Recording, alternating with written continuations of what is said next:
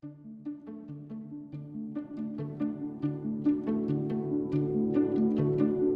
Whooping Crane Chronicles is a collection of stories to learn from, to ponder, and to celebrate.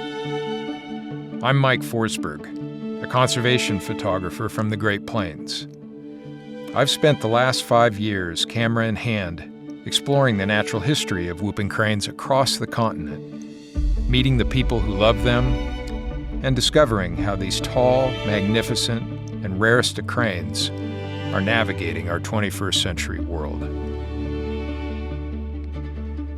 This podcast elevates conservation stories and uplifts these birds to showcase their natural history and beauty in the hope of keeping these birds around for generations to come. Join me on the journey.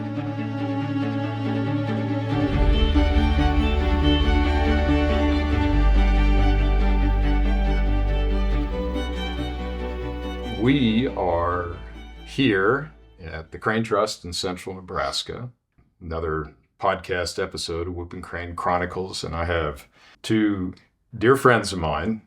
One comes from a long ways away, one comes from sort of right down the road, and we're going to talk today about a big trip we took together back in 2022, in April 2022, following what we coined the Whooper Highway. And I want to introduce Chris Boyer from Bozeman, Montana, who flies a sassy red plane. I've known Chris for, since the early 2000s at least. 05, 04. 05, 04 during Great Plains book days. Mm-hmm. And Jeff Dale, who comes from just outside of Lincoln, Nebraska. And I actually got to know Jeff about the same time that I got to know Chris working on Great Plains book. And Jeff has a company that he started called TRL Cam, which does some pretty interesting, innovative camera solutions for photographers, filmmakers, and such to show us the world in ways that otherwise we wouldn't be able to see. So I'm going to spin the clock back, and I'm going to read out of this book, Into Whooperland. I wrote an essay about our trip together in April 2022, and I'm just going to read the first paragraph to set the stage. Our bags were stowed and the cameras were mounted to pilot Chris Boyer's 1957 bright red Cessna. We had 2 GoPros affixed to the wing struts, one in the cockpit and a 360-degree version below the tail. I was strapped with 2 cameras to shoot stills out the window from the passenger seat. Chris, a longtime friend, had a camera situated in his own custom mount facing straight down from the plane's belly. That camera was programmed to shoot at 7-second intervals to create an overlapping series of continuous photographs during a weeks-long 2,500-mile journey following a whooping crane's northbound migration from the Texas Gulf Coast to northern Canada through the heart of the Great Plains. We'd been planning this trip for more than a year. Our mission? To emulate the crane's spring migration as best we could, to fly at the elevations they fly, to see the land as they see it, and to document the trip exhaustively in photographs. Chris, I remember calling you on the phone months prior to this trip saying, hey, you got a great idea. What if we follow the whooping crane's pathway up the middle of the continent in the airplane? Do you remember what you thought when I asked you about that? Do I remember anything? Yeah, I remember it sounded like a brilliant adventure and a real experience for me and a way to help out a great project from my favorite spot, sort of behind the scenes. You didn't say yes right away, though. Oh, you're going to have to fill me in. Well, I think you said something like, that sounds really interesting, but I'll get back to you on it. Yeah, no, I mean, I did have to think about it, but I don't think there was ever any doubt in my mind that if that opportunity unfolded, that I would do everything I could to make it happen. Oh, okay. Well, let's go to Jeff for a minute. So I've I remember when I first met you, I was working on the Great Plains book, and our mutual friend Bill Hager was helping me with that. And I had somebody else send me a bunch of camera trap gear because I wanted to try to photograph mountain lions and bobcats and wolves and other things in the Great Plains that nobody else had ever really seen before, up close and personal. And I got all this gear. The gear was great, but the instructions were vague. And you know how I am, a little challenged with I won't comment on that. technology. But you came over and with Bill, you looked at all this stuff and you helped me figure it out. And, long story short, over the course of that project, those cameras captured a lot of things that otherwise people wouldn't have seen. And I have the builder of the cameras to thank for all that setup, but I also have you to thank for all of that. And towards the end of the Great Plains book, we had left some of these cameras out for a really long period of time. And what we were capturing was not just individual frames of particular species, but we were actually capturing a time lapse, of animals coming through a path through the course of the seasons. And that was really compelling to me. And so after that project was done, the next project that was hatched with my buddy Mike Farrell was something we called Platte Basin Timelapse project, where we wanted to put time-lapse cameras all across the watershed, from mountains to plains. But we didn't know how to do it. And you did, right? Well, not really. Not really? But it sounded intriguing. Yeah. And, I had really never done any camera work until I met you through Bill. I did a little bit for Bill. Yeah. Just some simple repair stuff. And so it was a kind of a steep learning curve there, but yeah, it worked out. Yeah. We strung cameras up mountains to plains. We have, in that project, we have roughly 5 million images now in an archive at any one time, anywhere from 50 to 80 or 90 cameras, out there operating. And so we took that kind of a template and working on the Whooping Crane project, besides flying that entire flyway from Texas to Wood Buffalo, we decided to string time-lapse cameras at critical habitat locations from Texas to Wood Buffalo. And we put out, in the course of this project, I think we have about a dozen cameras that are out there today. So here I had two key people to tell this story, trying to follow these birds on migration: Chris the pilot, Jeff the technologist. And we left Lincoln, Nebraska. I think we left on April 2nd. First or second, yeah. And I had promised you guys that it would take a month. If we weren't done in a month, we were going to be done anyway, right? So for you, Chris, what did that mean for you? Because I know we had a lot of discussions before we headed off on this journey about what the expectations were, what the challenges were going to be, and you just don't take your red airplane and fly it down to Texas and fly north for a month. So tell us, the listeners, a little bit about what that took. Well, the planning part was easy because I'm blessed with a very patient and supportive family. And Jennifer said, yeah, I'll see you when you get back. There was no pressure to make it a month or less. So I was lucky there.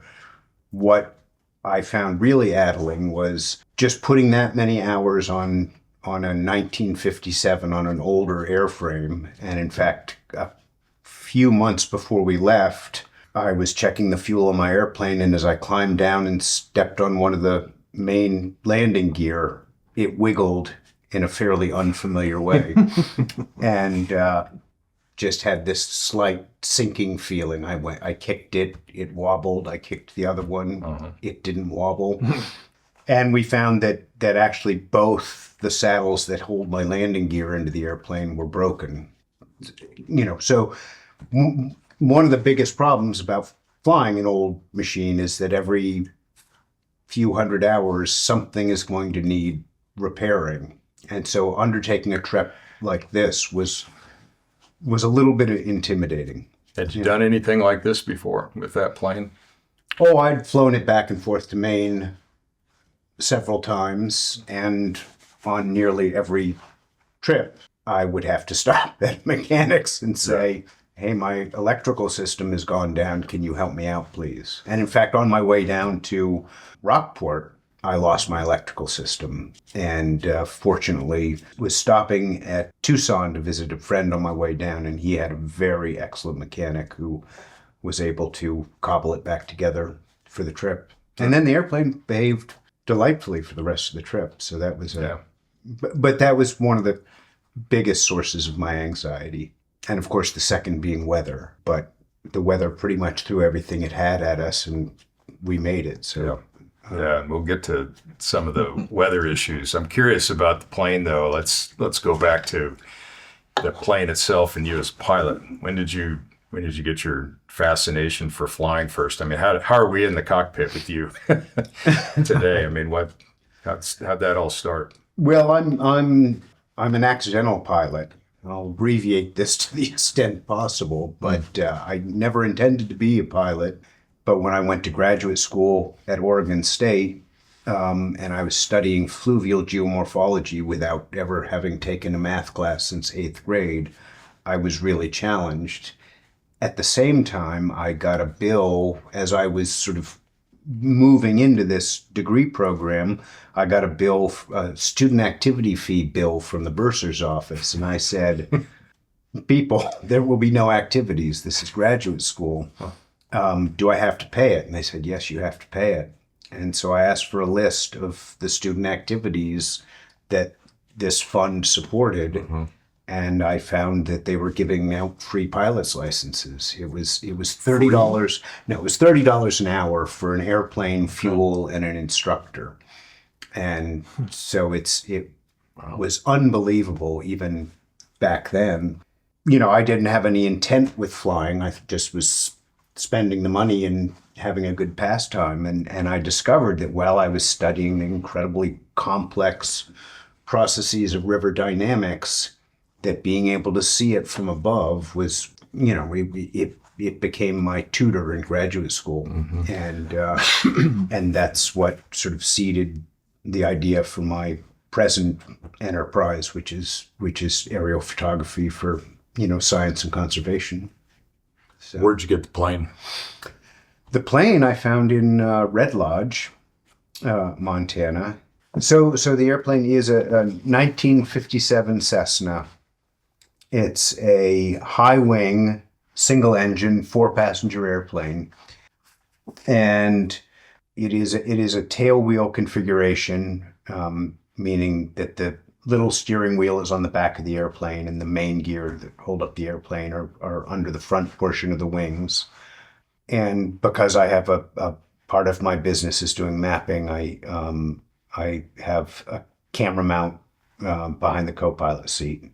But it is your typical sort of bush plane looking airplane. It's there's nothing special about it, but for its paint job, which I'm completely colorblind, but I understand is an extremely bright red.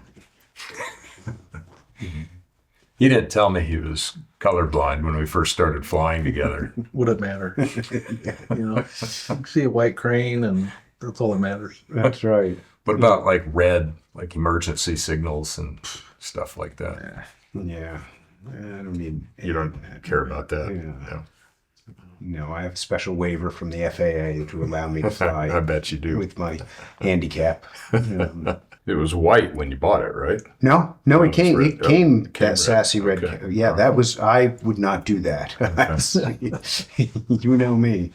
And then your photography came out of the airplane, basically, right? I mean, your photography was first not for the sake of art or exploration as much as it was for your work.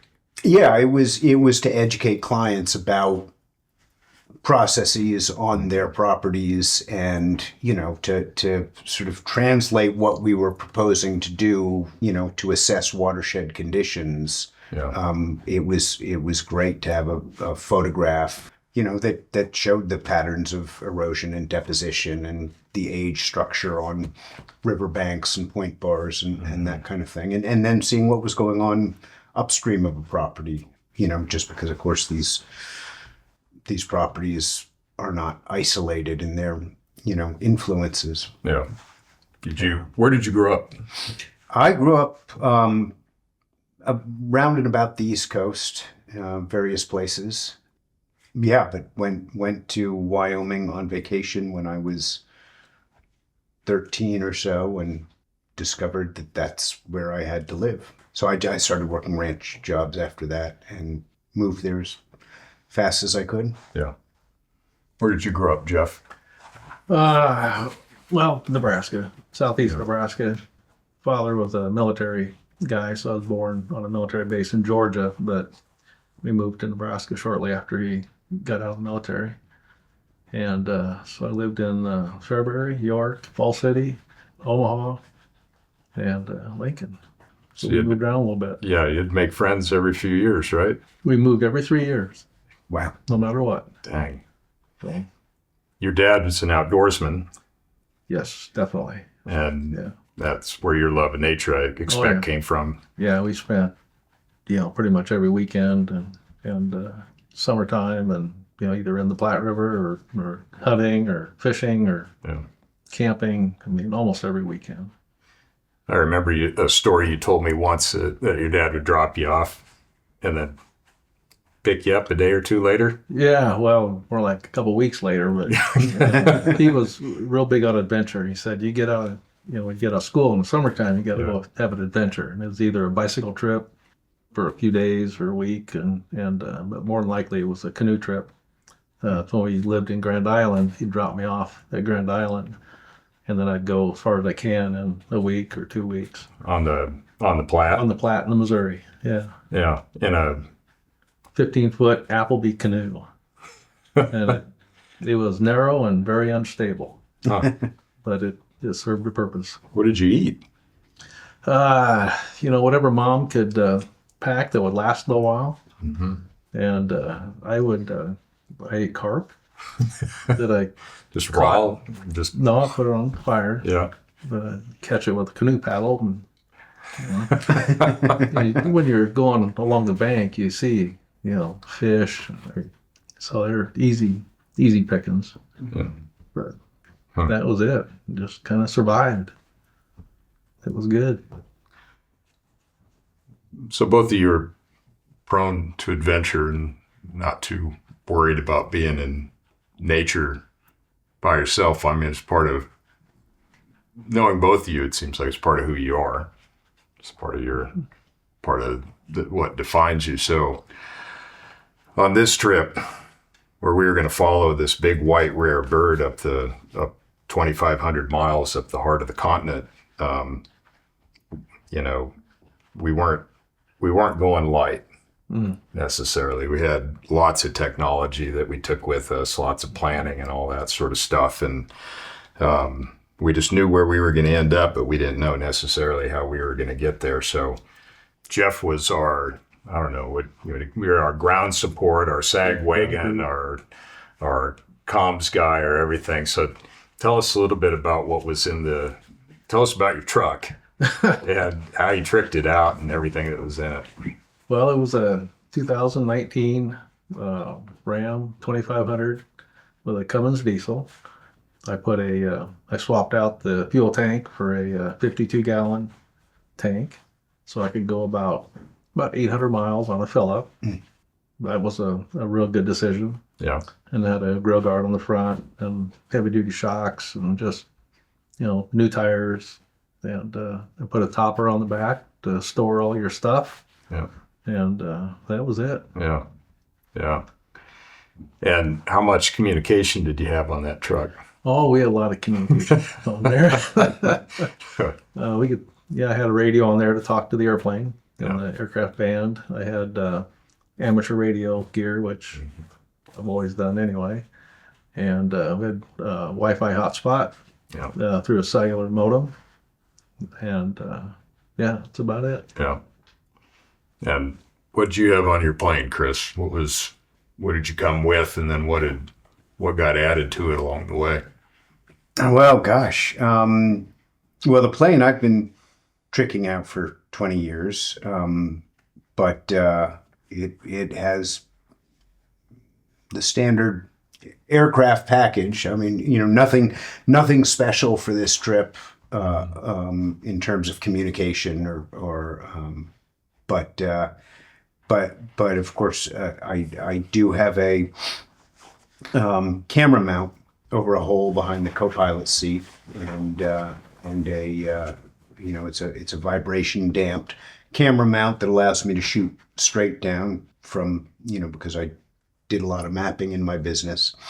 And then I have a couple of mounts that fit onto the wing struts of the airplane for mounting GoPros and other types of sensors. And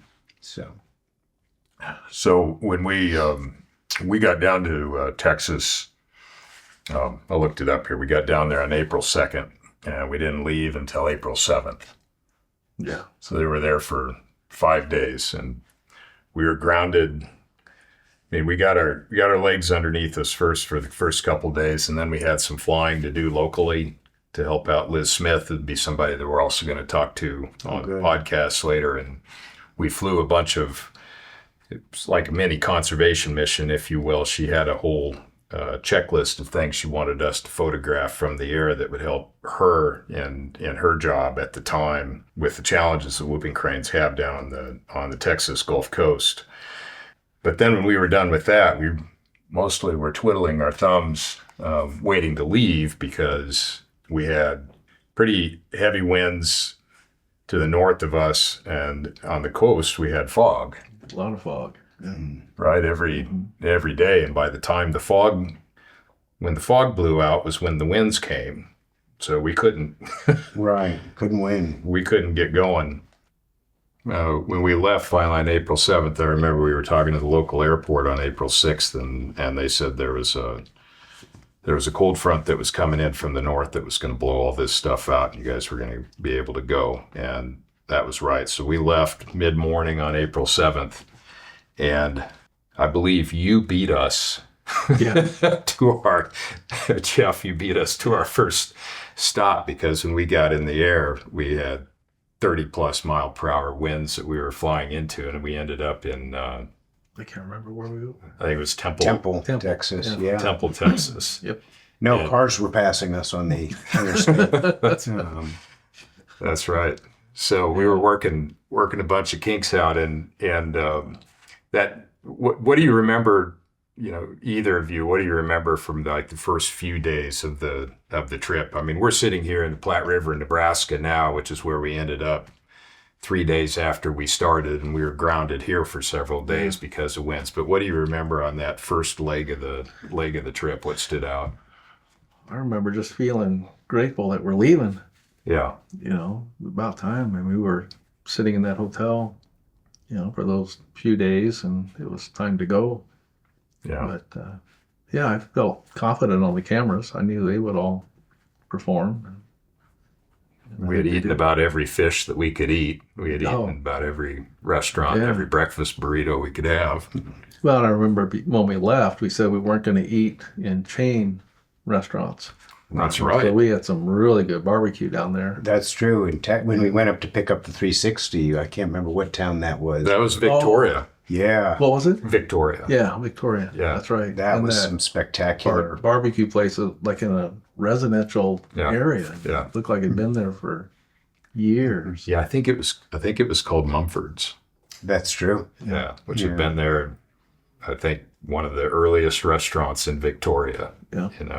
So yeah, we did, and I don't think we ever broke that pact. Well, we went to Tim Hortons and got coffee. Well, that's true. Yeah, that was in Canada though. Yeah, it was in we Canada. Made it most of the way, and that's sort of local, isn't it? Oh well, to Canada. What do you remember about those first few days? No, I remember being wishing we could leave through the fog. It wouldn't have taken much, but at that stage in the game, my airplane was not current for instrument flying, and neither was I. And that's right. I just finished that off last year. Right. And which meant to our listeners that you have to have line of sight, right? Yeah, you cannot fly in the clouds unless you and your airplane are current for instrument flying. And, which can be a real problem, especially if we're talking about a fog bank that's only 300 feet thick. It's a little embarrassing to be grounded by something that it would take you about 30 seconds to punch through. Right. But following the rules, as I tend to do, we waited until the horrible gusty wind conditions to leave. I remember, so, think about what we're doing here. We're following a flock of birds up this flyway, and the flyway is really narrow. It's only about 200 miles wide, and the reason that we know this is that there's a group of scientists both in Canada and the U.S. that have been working for about a dozen years on, they've formed a telemetry partnership. And so they've captured these birds, whooping cranes, a subset of them either as juveniles or as adults, either in Texas or up in Wood Buffalo, and put telemetry on them. And that telemetry then, is something that we can see. Those units are pinging to a cell tower, and the cell tower is taking that data, and that data then is showing up on computer screens, and they can see where these birds are on migration, and then they can build out those histories going back a decade or more. And so when we left on April 7th, there's about 500 birds in this flock, and a little less than 10% had telemetry on them, and a percentage of that had active telemetry, and they had all left before we got there, pretty much. Mm-hmm. And so we were watching these birds, and it's little green dots on the computer screen that we had following up the flyway ahead of us. And the thing that struck me about that was that we were going to catch them at some point. Mm-hmm. And we had flown from Rockport to Temple, Texas. And then Temple, Texas, the next day, we got to my buddy Derek Kimes' house in Anthony, Kansas. Yep. And then we got to the Platte River, where we're actually sitting here today. And most all of those birds were a couple days ahead of us. Most of them, in fact, were in like South Dakota at that point. And the thing that I thought was interesting doing that was that, we didn't know from one day to the next in those first few days if we were gonna fly that day. We didn't know necessarily where we were gonna get fuel along the way. We didn't know where we were gonna eat. We didn't know where we were gonna sleep at night. Right? Till we got there, which is the same decisions that those birds are essentially making too. And we had made a decision, besides the pact that we made about not eating in a chain restaurant any of the time, we also decided that we try to fly at the elevations that these birds fly. Mm-hmm. So working with scientists in this telemetry partnership, we knew that roughly these birds were flying at 1,000 to 3,000 feet above ground level is what their average is. And so we chose to fly at roughly that same level too. And we wanted to see the land as they saw it.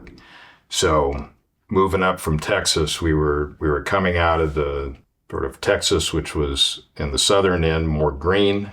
Spring was already on there. And as we moved into North Texas, we left that green behind. We started picking up more of the agricultural grid.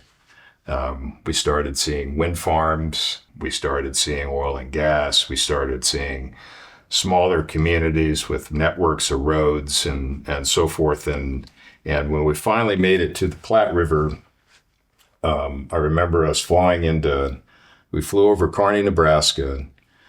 We flew down the river 40 miles. Circled over the Crane Trust here, and then went and parked it down in Hastings. And when we were flying over the Platte River looking down, the Platte River is this braided prairie river with all of these individual channels that are all moving and flowing in the same direction. And when we were watching those little green dots of whooping cranes and their pathways moving up the continent, they each looked like their own little braided channel moving as one river in the sky.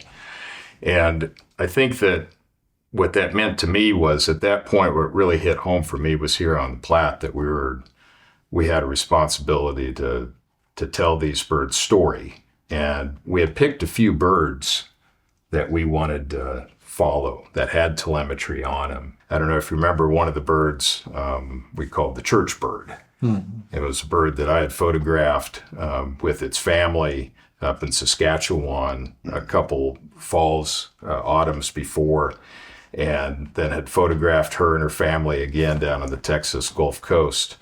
So when we started following the Whooper Highway north, she was one of the ones that we were paying a lot of attention to.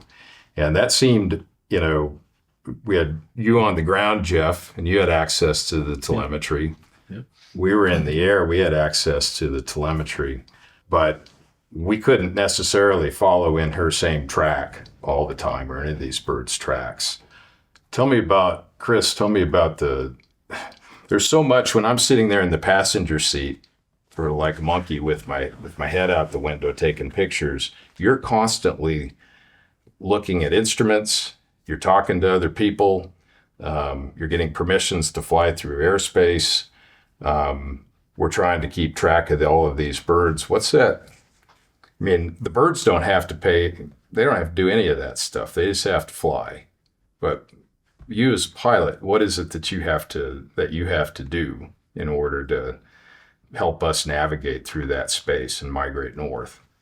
Well, I mean, it's fairly simple with all the technology in a modern cockpit today. I could set GPS points ahead of, an approximate where we wanted to start looking for fuel and do that. And then it was really wonderful to be able to overlay the bird track on the aircraft GPS. And I mean, kind of a microcosm of what you're doing, that on days when I had a green line from one of those birds to follow, the landscape became instantly more interesting, because, I knew that we were seeing exactly what that bird saw. Yeah. Whereas if you don't have that guidance, or you don't have that extra piece of information, you can sort of just let the whole landscape sort of wash over you. I mean, in a good and appreciative way. But when you were following that specific bird trail, it somehow made it a lot more, meaningful, a lot more special. I remember, so we traveled through a lot of military, or next to or near a number of military installations in the Southern Plains. What's it like as a pilot to, put us in the cockpit for a minute, and what do you what do you have to do in order to fly? I mean, people think that you're just flying through the air and you're going from point A to point B, and nobody has to think any more of it other than taking off and landing, but that's not true. I remember we zigged and zagged, and I even think we went around space. Didn't we go around the SpaceX launch? I think there was a facility there. It was a facility, it wasn't a launch, but it was I don't remember where that was at.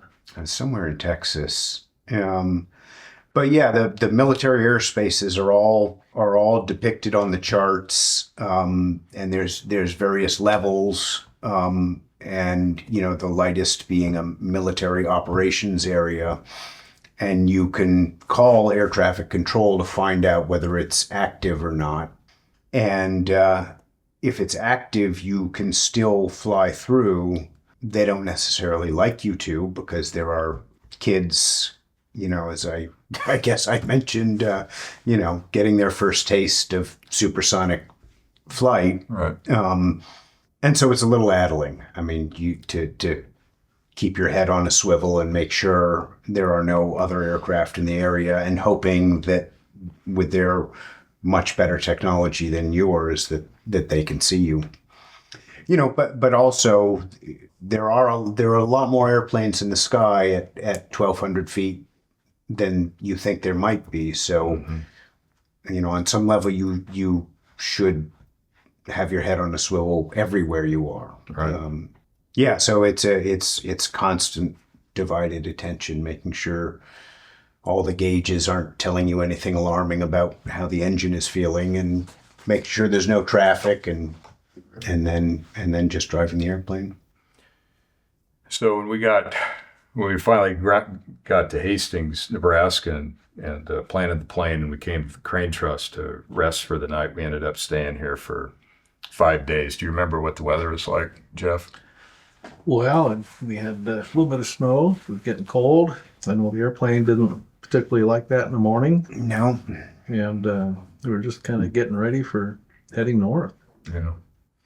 You remember so we had one of the things that we did between Texas and Nebraska was we had time-lapse cameras that we put out along the Whooping Crane flyway to these critical locations. And we have a couple of them here on the Platte River that have been cooking along for a really long time that you put in place, back in 2011. But were the other places that we visited along the way coming up? Oh, we went to Salt Plains, Oklahoma, right? Yeah, check that one. And there was another one at Quivira. Yeah, Kansas. We checked the 3 down in Aransas, Texas. So that's 3, 2, 2, 7. That's pretty good math. Yep. Got a couple here on the Platte, and then we had a few more to go. You want to talk about the time-lapse cameras a little bit, because I think that's really interesting, just generally how they work and how you came up with, you've gone through a lot of iterations of technology, I know, to get to the point that we're at today. This latest one that we used on this project has really not changed in the last few years. It's been kind of the final iteration of time-lapse camera, but it's all built around a high-quality DSLR camera. And then there's a solar panel that provides power, and then a controller in the housing that has a GPS attached that gives us the time of day and location, and then it also dictates the start and stop time for taking pictures, since that the sun comes up and goes down at a different time every day. So this tracks that and provides a sense of automation. So with these camera systems on the ground, we put them in place because we're not out there trying to capture the birds necessarily. We're trying to look at the landscape change over time, and the cameras that we've put in this Whooper Highway corridor are in some of the most critical habitats that these birds still have left today. Most of them are in national wildlife refuges, but not all of them. And I always just keep going back to these. I keep going back to these birds. These birds have been around a long time. They're 5 feet tall. They were down to less than 20 in the 1940s. I mean, less than 20 in the world. And somehow have run the gauntlet and still are able to thread the needle up the Great Plains between their nesting grounds and their wintering grounds. They're not thinking about technology. They're not thinking about, they don't have any assistance or any help. For me, as a photographer that spent my life telling stories of wildlife, this is something that I think about every day, but I'm always learning more, about wildlife and how they make their lives. I know you guys think about that a lot too, but you think about it from your own, reference points. So we're halfway up the journey so far. What do you guys think about when you think about these birds? What have you learned? Or what do you want to know? Well, trained in the sciences and then moving into photography, aerial photography, I am devoted to the idea that it's, as I always like to quip, that conservation does not suffer from lack of good data. It suffers from lack of good stories about that data. And so, this whole project was just another confirmation of that, and it felt really great to be able to sort of facilitate in some small way getting this story out. Just because we tend to think of wildlife in its place and in its habitat, and forget about all of the administrative boundaries that they have to cross if they're doing a 2,000-mile migration. And so to see that again, to be on top of the path and say, okay, it's dusk, I'm going to look around for a pristine wetland to land on, and then being able to be up there and looking around and seeing wind farms and fence line to fence line industrial farming and drained wetlands. You realize what they're up against with habitat change, landscape change. What did you learn about these birds? Oh, well, my exposure to the whooping crane probably happened quite a lot later in life than you guys. Growing up in the Platte Valley, cranes were everywhere, a couple times a year, but the whooping crane I never really saw or knew much about. But for me, the fascination with the technology of tracking them and the radio collars and that end of it, that's very interesting to me. Do you remember the first time you saw a whooping crane? Yeah, it was probably out here, not that many years ago. Yeah. Yeah. Yeah. Single one? I don't remember. Bob? Probably. The one we call Bob that shows up every year? Yeah. Confused? Yeah. No, I don't know. I don't remember the first time. Do you remember the first time you saw a whooping crane? Well, my wife reminded me of the first time I saw a whooping crane was actually down at Aransas about 16 or 17 years ago, when we had decided that we needed to go visit the Gulf Coast, and we stayed in Rockport and saw went to the wildlife refuge, and from on top of one of those towers there, we saw at about 2 miles, we saw a white blob that the sign informed us was a whooping crane. And so it was not as intimate as this experience, but we are devoted crane people. We have a pair that nest on our farm, as you know. Sandhill cranes. And made a trip to Roe Sanctuary to during the migration, about 10 years ago, to see, and that was, I am not a hardcore birder, but to see the number of sandhill cranes in this valley at that time in March is mind blowing. It would blow anybody's mind, whether you cared about the birds or not. Right. Yeah. It's a spectacle. Yeah. Well, the first time we saw whooping cranes on our trip, for Chris and I know was here on the Platte, and it was the day that we left. Oh, okay. So we were grounded for 5 days here. Yeah. We all went off and did our own things for a couple days. I know you went home for a bit. Yeah. Chris and I bounced around. We went down to the Hastings Museum, and we saw the whooping cranes in the diorama that had been there since the 1940s. That held as many in the diorama as there were roughly in the world at the time. Old stuffed mounts from years prior. But when we left, the day that we left was we were going to meet you.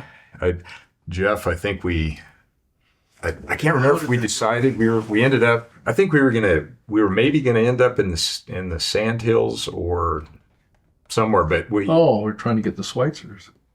Yeah, that's right. Yeah. We're going to get to Schweitzer's Ranch, which is a ranch that's up in the Sandhills that is very close to the pathway for the whooping cranes. And, but I think we got to Schweitzer's in about 2 hours or less than that. And we kept going. We ended up going all the way to Pierre, South Dakota that night. But when we left the Platte we left out of the Hastings airport after a little bit of mechanical challenge. I think the plane didn't start, right? Mm-hmm. And how did we get it to start again?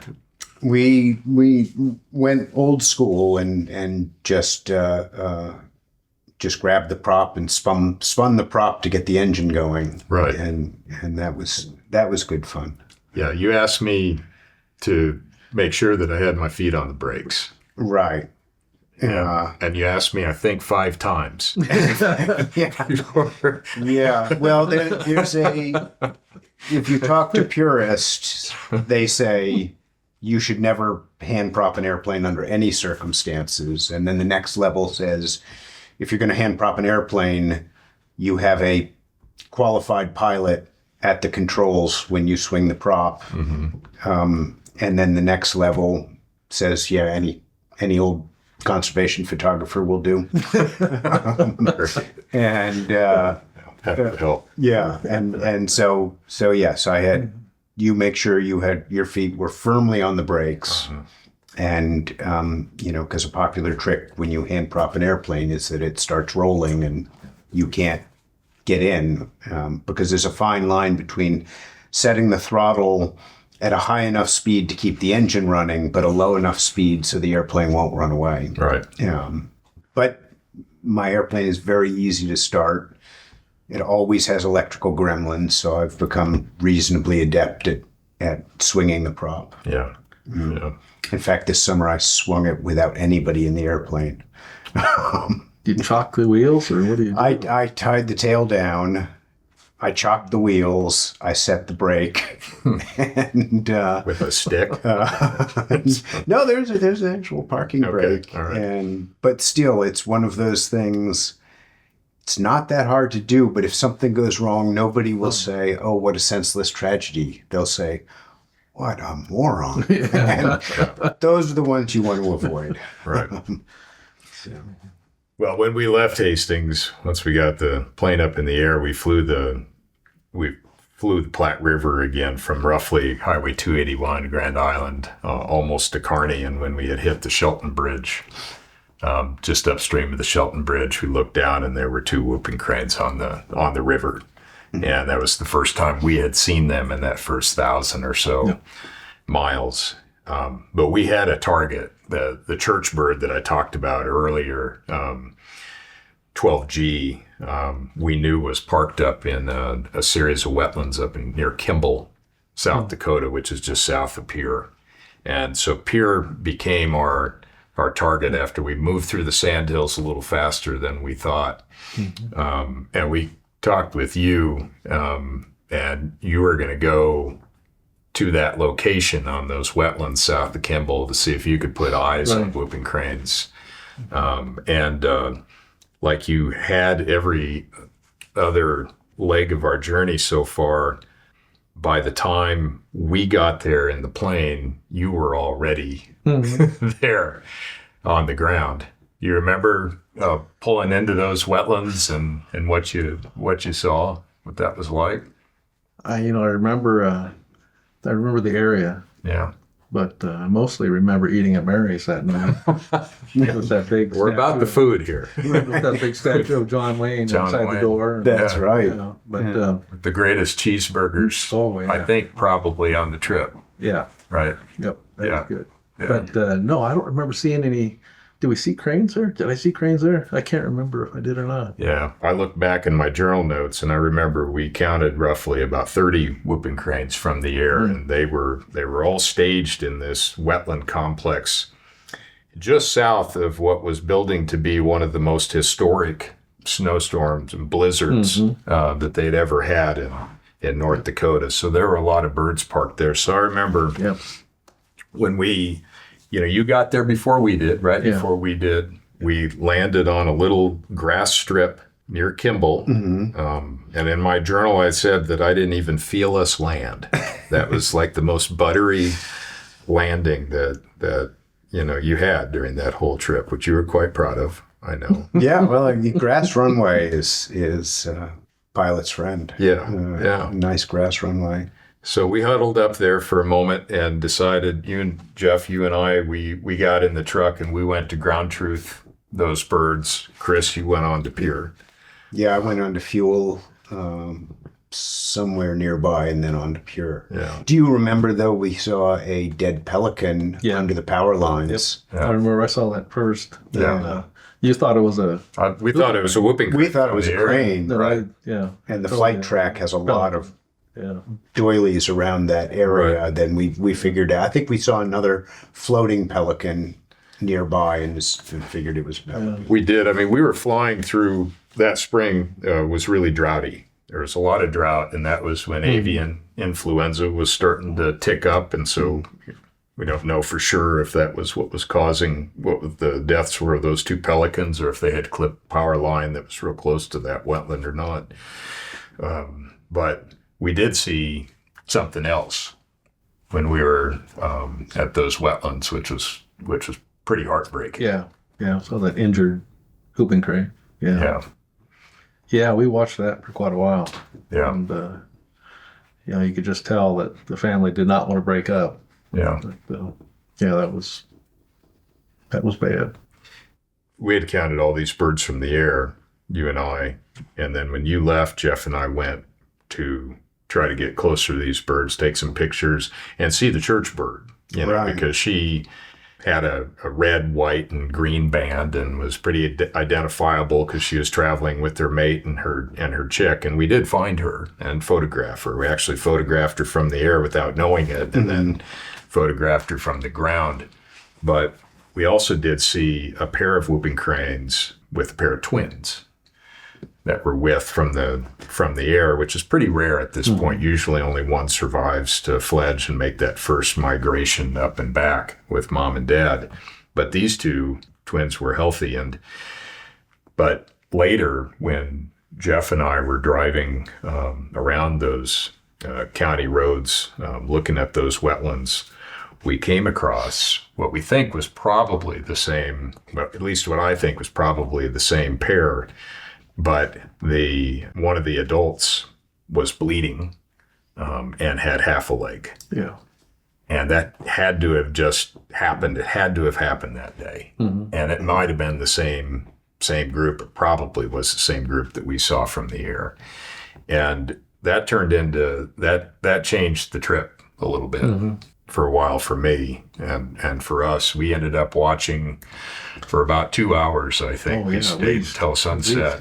And the family, like you said, Jeff, they didn't want to leave. It turned out to be that was a male. They didn't want to leave the male behind, but they would. They'd leave, they'd go feed somewhere else, and they'd come back and stand and watch and wait, and then sort of reluctantly leave again, and then come back, stand and watch and wait. And so at that point, we had called one of the whooping crane biologists that we'd been working with for years on this project, who got a hold of and alerted the state wildlife officials and federal wildlife official there in the area. And so when we went off to Pier that night to have our burgers at Mad Mary's and spend the night, we knew we were going to come back in the morning. Right. So you and I got back up early that morning and went back out to look where that bird was, and that bird wasn't there. Yeah. You remember we looked around? Oh, yeah. We drove all around. Yeah. It was going. Yeah. Yeah. And then we finally found it. We finally found that bird and its family. We could see clear off in the distance. It had somehow gotten up and managed to fly a few hundred yards at least over the hill to this wetland. Right. Yep. And yet when the sun came up, we watched it actually get up, flap its wings, fly up to the top of the hill. Family went up to join it. Same deal as the night before, though. They couldn't stay with it. They had to go feed. And at that point, we called back the wildlife officials and gave them coordinates about where that bird roughly was, and then we had to go on our way, which we did. We made it to Bismarck, North Dakota, that next night. Yep. And I remember flying into the snow line. Mm-hmm. You remember what that looked like from the from the air? Yeah, no, I do remember flying into winter. Yeah. Yeah. We had hit, I believe they had just like over 2 feet of snow between Bismarck and Minot. Temperatures had plummeted, and there's formed this sort of white wall that these birds weren't going to cross for some time, and some of them were stuck in it. So when we got to Bismarck, things changed again. You know, we were now all of a sudden in cold, and we were in snow, and we had a bunch of different considerations to think about. I remember, you know, I didn't think much about your driving. I was concerned a lot about our flying once we hit all that Rightfully snow. so. But yeah, you were. It was very slick. Yeah. I remember I was concentrating on a moose ran across the Oh, wow. road, Huh. a couple hundred yards ahead of me. Mm-hmm. I got pictures of that. Right. But yeah, we're down to 20 miles an hour, and it was just nothing but ice. And secondary roads or? No, I was on the Interstate. main road. Huh? Yeah. Yeah. Yeah, there's cars in the ditch, semis in the ditch. You never told us any of that, No. you know. Yeah. But speaking of ice though, so we, you know, cranes are pretty hardy animals, but they were toughing it out up in North Dakota. And so when we flew to Bismarck, right before we got to Bismarck, we were flying along the Missouri, and we found whooping cranes out on the ice. Mm-hmm. We saw them from the air, and they weren't very far away from town. And so remember, we landed and got to our motel, hopped in the truck, Yeah. and drove to that location, which happened to be like a wildlife management area. Right. It was open to the public. Yep. So you remember what we saw there? No, I don't. No. No. Footprints. I remember the footprints. Oh, sure. Yeah, we were looking. Remember the footprints. We couldn't find Yeah. Didn't find the birds. No. And then we had circled about and hiked around, and Yeah. then came back to the other side of the truck, and there were all the footprints of Right. the whooping cranes. Yeah. In fact, There's a picture in the there's book. a picture in this picture in the book right here was made there, and those were fresh. Those were all from that day, and you know those footprints are, you know, about as big as our hands. Yeah. So pretty cool. But we also, you got to put that sassy red plane in a pretty nice hangar that night. Yeah. It was because it's a cold starting. It's grumpy when it's cold that we started getting heated hangars for it. Yeah. And that was very useful. Yeah. Yeah. That was pretty swanky, actually. Mm-hmm. That was high level stuff. So, Very nice. so we stayed in Bismarck a couple days. And we had a window to fly. And our next hop was to get to Saskatoon. So we had an international border to cross. We had to negotiate all this snow. You took off about the same time we did, I remembered. Yep.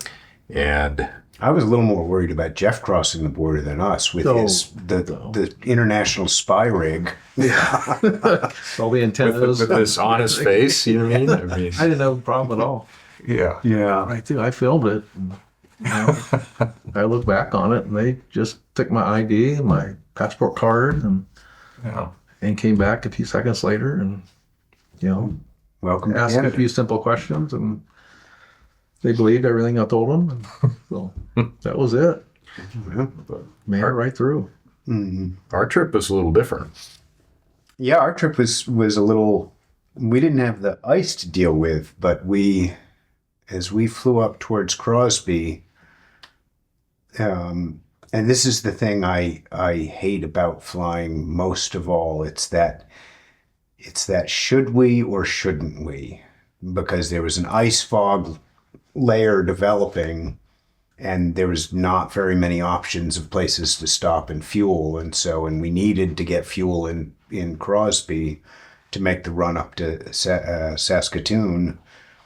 And I remember hemming and hawing, you know, and my my risk tolerance comes down to the simple sentences. What's the worst thing that can happen if I do A? Yeah. And what's the worst thing that can happen if I do B? And so as you look at the track log, we make a sharp 90-degree right-hand turn and decided to go cool our heels in Minot for a couple hours. Yeah. Because that fog, I remember, was supposed to lift, but it lingered a little bit too long. And then after we had a delightful lunch at the Crosby Airport, at the Minot Airport, we made it into Crosby just fine. Do you remember calling ahead, though, to Crosby?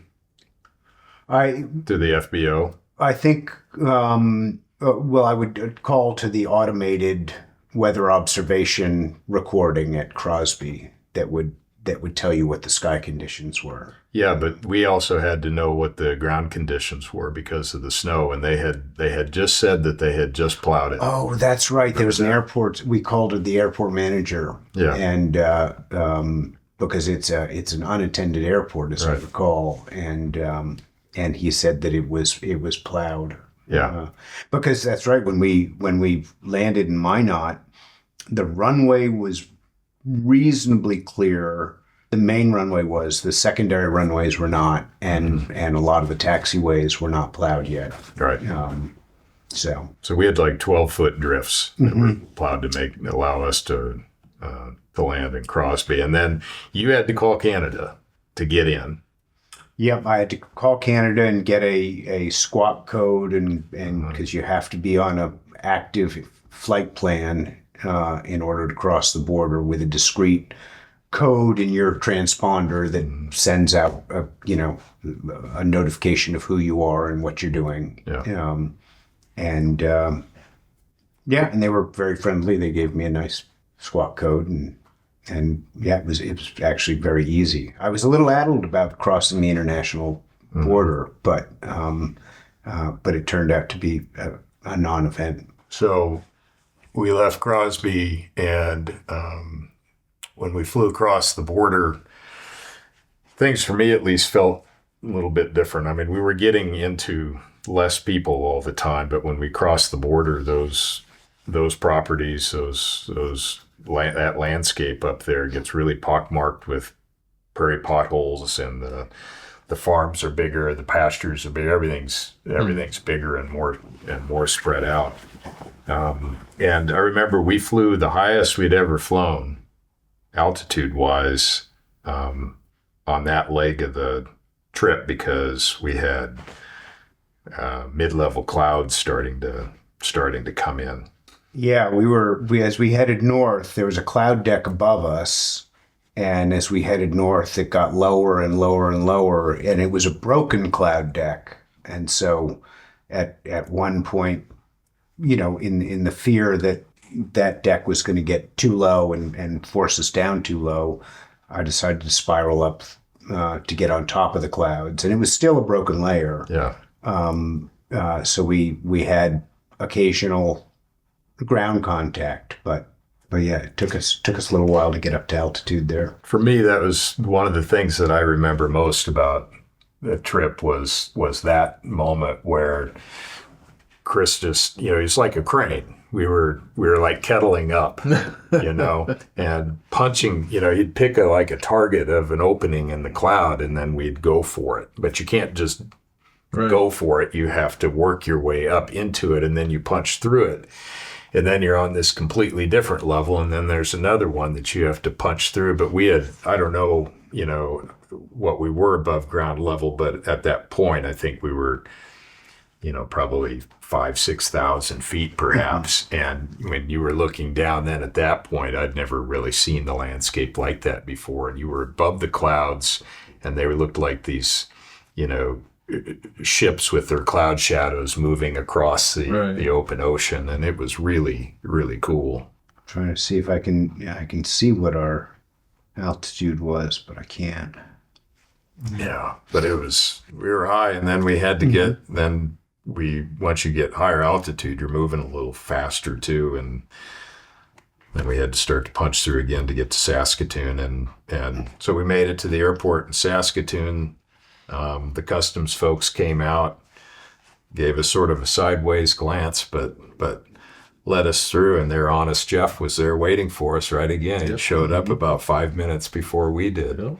And so now we're in Canada, and we had a couple things to do when we were in Saskatoon. Mm-hmm. One of the things is that we needed to go check the time-lapse cameras that had been put in place, one out on the prairie and one on the river. Yep. The one out on the prairie had a little problem. Broken. It was broken. Quit. Yeah. So we went and We bought needed it. parts. Right. Well, we ended up buying a Buying a camera. camera, Yeah, yeah. a cheap little Sony. camera It for... wasn't cheap. No. Yeah. Thank God Jeff was with, and we fixed that and got that. Well, we went from a Nikon to a Sony, so That's right. it had to be rewired Yeah. and remounted in the housing. Yep. All of that stuff. All that done in the hotel room. Right. Yeah. The wizard brought his workshop with, all his tools. Q. That's right. We also had to talk to Mitchison Flight Services, those guys, because the next leg of our journey, our last leg of our journey, was to fly into territory where after a point there weren't going to be any roads. There wasn't any place to bail out. We were going to be flying through wilderness. So, and you were quite adamant about talking with folks that actually do that for a living. Right. So do you remember us talking to I do. those people? Walk us through some of those considerations as a pilot again. Well, yeah, and actually, because I'm reminded when you first asked me to do this, part of me was like, if you called me and told me that you had this friend who was a great pilot in Florida and you wanted him to fly you around the Rocky Mountains, looking at the ground, I would have said I wouldn't recommend that. And so I felt, I'm very comfortable flying over rocks and ice in Montana, but I was also pretty concerned that I was out of my element. And though I had spoken at some length to a bush pilot who operated out of Hay River, and it's very helpful to talk to the Mitchison folks that fly up there routinely. Because they're flying pipelines and transmission lines and all and that doing stuff. cargo runs up to Fort Smith and beyond, and so what was most helpful from them is to figure out the radio protocol, because it's not very different, but it's different enough from protocol in the United States that it was nice to take some notes on who to call and when to call them, and what sort of services you could expect from the Canadian Flight Service. Yeah. And one thing I told this to every flight briefer I spoke to, the Canadian flight briefers are professional briefers. They're people with a tremendous amount of experience in the area and with weather. And because, after they privatized flight service in this country, for my briefings, instead of talking to the same guy I'd been talking to in Great Falls for 10 years, I was suddenly talking to a kid in Arizona, and it was not the same. Yeah. And so it was really wonderful to be in Canada, where those seasoned professionals are who you're talking to. Yeah. I developed crushes on every one of them. Well, we ended up being grounded in Saskatoon for, I think it was almost 5 days. Got to get the lay of the land a little bit. Chicken and waffles, couple nights. Yeah, you guys had that. Yeah. I couldn't bring myself to do that. Good Canadian beer. Nice. But finally we had a window again to push, which would be the last 2 days. Meanwhile, the birds that we had passed almost all of the whooping cranes in the Dakotas because we had flown over all of that snow and ice. And so now when we started the trip, we were behind them. Now we were ahead of them. And there was some talk when we were in Bismarck that the snow and the cold was so bad, there was some talk about picking up dead birds when it was all over. I distinctly remember people wondering, whether all of the birds were going to make it. But it turned out they did, right? It did. But the thing is that what grounded us in Saskatoon was we had snow and winds up there too, but the bulk of that storm system that was in Saskatoon was actually south. Mm-hmm. So they were getting hit with a second blizzard on top of the first one that dumped as much snow and as much cold as that first one did. And so that conversation about roughly, a good chunk of that entire population was stuck at that point. And that could have been a great tragedy. But as we started to move north, we started to watch those birds north too. And to me, just personally, I couldn't believe it. It was remarkable because some of those birds had been in the Dakotas for a long time at that point, certainly not able to eat, Right. Or maybe even drink, but just tough it out. So what do you remember about the last 2 days of the trip, Chris? And I'll ask you the same question, Jeff. Because we sent you ahead. You actually left before we did. Yeah. There was no as the crow flies for you. No, I had to go over to Edmonton. So I ended up in Alberta and then north from there. And I stayed overnight at someplace in Alberta. Mm-hmm. So it was a 2-day drive for me to get up to Fort Smith. Had you ever been up in that country before? I've been to Edmonton and I've been, up in the Yukon a couple times on a motorcycle, right? But never east in northern Saskatchewan or Northwest Territories or anything. What'd you think? It's beautiful. Yeah, I'd love to go back. Yeah, yeah. When we left, the thing I noticed was shortly out of Saskatoon, we crossed the agricultural line. Basically, we're at the northern edge of the northern Great Plains, the northern edge of the prairie potholes, and then into the aspen parklands, and then into the Boreal Forest. So we stayed that next night in Fort McMurray. Right. Yeah, and that was it was spectacular first to cross out of that agricultural area, and all of the water up there was incredible, and with a beaver lodge in the middle of every one. It was that was awesome. I just the density of water and habitat and beavers and but at the same time we were flying over dense timber with very few roads, and so that always makes pilots feel a little bit nervous. And then of course I remember as we approached Fort McMurray and the heart of the Canadian tar sands, the first thing you would see is the seismic testing grid, just this incredible grid as far as the eye can see, like an endless checkerboard or cross hatching, and just imagining the machines that are running through those trees and through those bogs and thumping the ground to see what's underneath. And then of course I remember the inner conflict as you see that heartbreaking landscape of the tar sands, but the relief of seeing lots of roads down there for where you can put your airplane if things went sour. Yeah. So that was a conflict.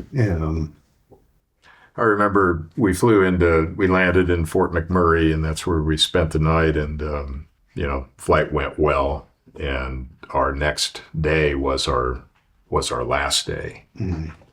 So we took off from Fort McMurray, where we had touched the tar sands at that point, which is one of the largest open pit mining operations in the world, that's extracting out petroleum, that'll be pipelined all around the world. And I remember, we had just gotten to altitude really at, 1,500 feet or whatever it was out of the airport. And the scale of those tar sands or the oil sands operations there blew me away. I mean, you could look in any direction and you could never see the end of it. Right. For a while. And we were in that particular day, there wasn't much wind aloft, and we were in a yellow haze, had to close the windows, couldn't keep the windows open because our eyes were burning, and, a little cough here and there. But then we got out of it. Mm-hmm. And when we got out of it, we were in trackless wilderness, mm-hmm. following that Athabasca River north, and we're then flying over one of the largest freshwater deltas in the world, the Peace Athabasca River Delta. What was that like for you because Chris, you fly a lot of a lot of your work in your pilot life is sitting on that knife's edge between a lot of energy development and other extraction up against wilderness. Mm-hmm. What was that like for you in that scale? Yeah, I mean, similar, but just an unimaginably larger scale that I mean, there are many things that you can't conceive of until you actually see them for yourself. The stories don't prepare you, and both for the immensity of the tar sands, and then for the immensity of the trackless wilderness that stretches to the Arctic Circle from there. And I remember I had gone through every different sort of mapping program I could lay my hands on and plotted anything that could be construed a road into my GPS so that I would have them, but they were awfully far apart. Yeah. And some of the things that I had marked as roads along the Athabasca River were clearly not roads anymore. Mm-hmm. And so I think we went through a reminder on how to trigger the 2 emergency beacons we had on board. I think I even bought some fire starter in Saskatoon and the Cabela's, put some things on the back, a little closer at hand on the back seat. So I made us fly at a higher altitude just to have a little more room to maneuver. And the river was still frozen, and so not that offered us a place to land, because it was probably pretty slushy. At that stage in the game. And then coming into the Delta was, we don't get to see very many landscapes that stretch as far as the eye can see. And the eye can see a pretty darn long way. Yeah, untrammeled. But this was a whole different thing. And at that point, we were on the southern end of Wood Buffalo National Park, and we ended up making it to Fort Smith sometime in the early afternoon, and there again, Jeff beat us there. Mm-hmm. There waiting for us, and when we landed, we had traveled together 18 days. Chris was he was the same every day. Every time we would get into that airplane, maybe over the course of the day, we got into that airplane 3 different times because we were getting fuel or having lunch or taking off or landing. But the method by which he went through all of his systems checks, all of that stuff was just Groundhog Day mm-hmm. over and over and over again. And I've flown with a lot of pilots in my life, and I've never flown with anybody that is as methodical as Chris. But it would take us a good 10 minutes, every time. I don't know how many, systems checks you go through, but he goes through all of them. Yeah.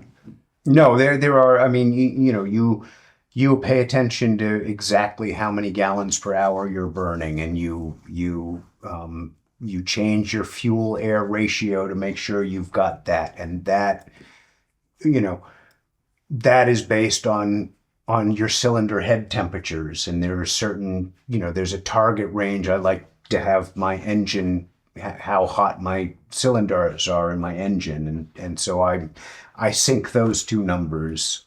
And then because there's electrical gremlins that have always lived in my airplane, I have a readout of how much voltage the alternator is putting out, and so I look at that every 15 seconds, and then in every 3 to 5 seconds I glance out the window saying, so where do I go when the engine quits? So those are the things that I do. I don't think about them, and that's what I look at. I had it easy. I mean, the truck was fairly new, had a lot of diesel in it. I really didn't have to plan too far ahead to get fuel. I had, what's called an ADSB receiver in the truck that received the transponder signals from the airplane, so I could track those guys, very accurately. Otherwise, it was except for the roads, it was a easy trip. And really, for going 30 days, that many miles, we didn't have any mechanical issues, really, major anything with an airplane or the vehicle. It just went smoothly. It's a miracle. Yeah, we were never dodging death or anything like that. It was just pretty straight, which is testament to a little bit of luck, but mostly just good planning and pre-planning and thinking through stuff, right? Yeah. Only got lost a couple times. Temporarily disoriented, I think is how you described it to me. That's the one.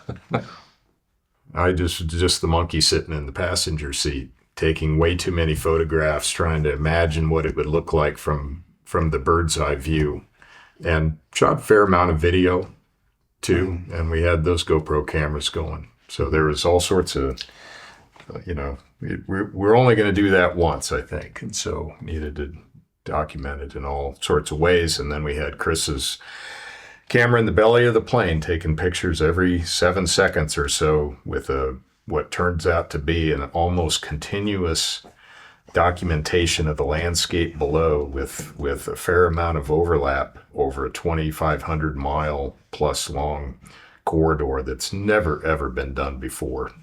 And I can't wait to see someday how we can figure out to give that body of work its due in some really remarkable way, because there's a lot to say with that collection of 20 to 30,000 photographs. Mm-hmm. When we started, we started in shirt sleeves. Yeah. It was 77 degrees, I remember, and sunny, and on that April 7th, and I remember looking at the weather in Fort Smith on Gateway Wood Buffalo National Park that same day on November 7th or on April 7th when we started, and it was something like 10 degrees with -2 below wind chill or something. So when we took a before picture before we left, and we took an after picture when we arrived, and we were all bundled up in overcoats, and the beards were a little bit longer and all of that, but we made it. And the day that we got there to Fort Smith was also the first day, or the same day, that one of the lead birds, a bird named 12E, made it to Wood Buffalo. And then we were there for 2 or 3 days after, because we had a little bit more business to do. We installed some cameras. Yeah. And we were there 3 or 4 days, weren't we? Something like that. Yeah. And then Chris was there longer. Yeah. Remember that? He tried to leave. We left and then went back. Mm-hmm. Yeah, we installed 2 time-lapse cameras in Wood Buffalo National Park, both, looking at nesting habitat or other habitats that they used. One of them ended up being burned to the ground in wildfires the next year. But yeah, we sort of got our stuff together, you and I, Jeff, and then we ended up turning around and pointing the truck home 3,000 and some miles over the course of 4 days. And we thought Chris would beat us home to his house, but that didn't turn out, did it? No. No, I took off because I was hoping to make it around the eastern edge of a small system. Yeah, so I left out of Fort Smith. I took a few photos of the town, and I headed east. And it was, and you get on the shield very quickly on that side of the river, and so it was nothing but rocks and scattered trees, much more so than in the rest of Wood Buffalo. But the one place that I had to refuel was at the very, very edge of my airplane's range. And there were clouds that were being a little indecisive. And so I decided that I was going to turn around and come back. And I think I spent 3 more nights in Fort Smith. Yeah, and you got to meet some of the locals. I made friends and They still talk about you. Actually, they still ask about you. Had a delightful time. Yeah. And then I think, then I when it cleared up, I left. I fueled in McMurray and stayed in Lethbridge. Right. And was home late morning the following day. It seemed like a bizarrely easy trip home after some slightly ordeal. But Well, I think Jeff and I got home before you did by a day or two, and we kept our promise that we would do this whole thing in a month, and it was right at a month. Right in a month. Yeah. So, couple last questions then for each of you. What surprised you on this trip? Was there something that stood out for you? It was surprising, or that you learned, or some sort of aha moment, or some peak experience that you had? Really, not anything comes to mind. About you? it was an entirely new experience, flying up there. And so that obviously stood out. It was certainly about as far outside of my normal flight envelope as I could get. I mean, I was delighted that the weather threw the worst thing it possibly could at us, and our delays were sort of, additive to the sense of adventure of it all. And if I had a regret about it, it is that, being so concerned about mission completion, and I think I mentioned this to you yesterday, that I couldn't really, I was less susceptible to the, the hopes and the fears and the triumphs of the birds, because such a huge part of my mind was always sort of playing out tomorrow's scenario and the next day's scenario. And so those concerns sort of got in my way of, I wasn't a tourist. Yeah. I would love to be a tourist on the next one. Yeah. Yeah. Would you do it again, Jeff? Oh yeah, let's go tomorrow. Definitely. What do you like about the open road and these kinds of travels? Because you've done this for years in your life with motorcycles and everything else. And to me, it's going down a road is like a video that's always changing. It's just a constant, different video, and I love that. That's great. Well, it was a great trip. Honestly, when I first thought about doing it, I didn't second guess you guys for a second. I just didn't know that all the stars would line up, that we'd have the logistics to pull it together, that we could all take that time to do it. And the thing that I learned out of all of it is just that, more of an appreciation for these birds and the lives that they have as migrators. They're moving up and down this vast stretch of continent twice a year, and they have a lot at stake. And in the spring, they're in a hurry to get to their nests, and in the fall, they're, if they're lucky, they have kids to take with them that they're teaching them the way. And for as many challenges that are out there on the landscape for these birds, there's an awful lot of habitat left for them too, in particular places, and there's people that care about them along the way. And I think one of the things that I loved most about the trip was when people asked us what we were doing. Bird watching. it was bird watching, but then, we went a little further. That's another story. That's another story. Yeah. But I remember the waitress in Saskatoon at the brewery that we went to, and Oh, yeah. we told her what we were doing because she said, "You guys aren't from here, are you?" And we said no. And it turned out that, she had seen whooping cranes as a child because her grandparents farmed in an area south and east of Saskatoon, and she remembers being with her grandpa when they saw the big white birds. Yeah. And that sort of connectivity was really, really cool, because that's what these birds do is they connect people and habitats up and down their flyways. And there's probably a reason why you like travel, Jeff, besides it being something that's always changing. I mean, you're always meeting people along Absolutely. the way, and there's always these then connections that you have the rest of your life. So anyway, thanks for taking the time to sit down and chat with me and recall some of this stuff. I think we remembered most of it, Between the three of us. Between the three of us, we're a pretty good team. This is the Whooping Crane Chronicles. In this podcast series, I will have conversations with the scientists, artists, landowners, and others that I have met along my journey, who all have a shared connection with their love for whooping cranes. Stay tuned, and thank you for joining.